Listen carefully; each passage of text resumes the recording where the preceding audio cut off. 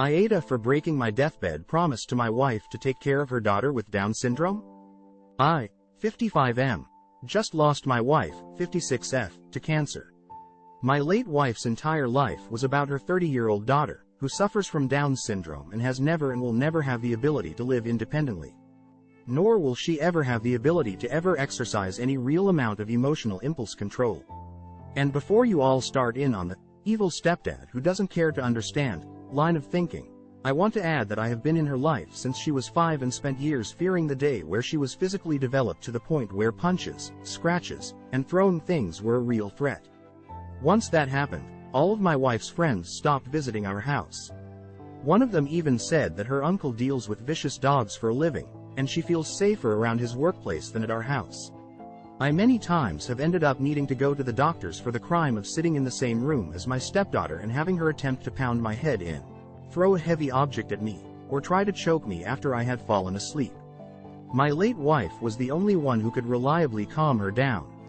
When we started using caregivers for my stepdaughter after my wife was diagnosed, they would be asking me whether I could enlighten them on a better way to explain things to my stepdaughter when she was going ballistic. When even they, who were used to explaining things to people who just didn't get things, were still struggling and asking for insight. When my late wife was diagnosed, the first word out of her mouth was my stepdaughter's name. She cried every day for what was to become of her. In her desperation, she tried to press the doctor for chemotherapy when it no longer made sense. Turned to alternative medicine despite it making her feel worse, saying she would have stopped all treatment if she was only leaving behind an employable, functioning 30-year-old. On her deathbed, she made me promise not to let her fall into the hands of a state care facility. I promised her because I didn't have the heart not to. But now, after my grief fog has cleared 2 months later, my stepdaughter remains the same. She doesn't understand her mom has passed away, only that she's gone and is angry at me for it. Saying she'll be good, so bring her back. Caregivers are expensive. I don't make much. I didn't resent any medical expenses when it was my wife, but I admit that I resent my stepdaughter. My own grown kids won't visit with her around. If I hadn't made the deathbed promise, the decision would have been easy.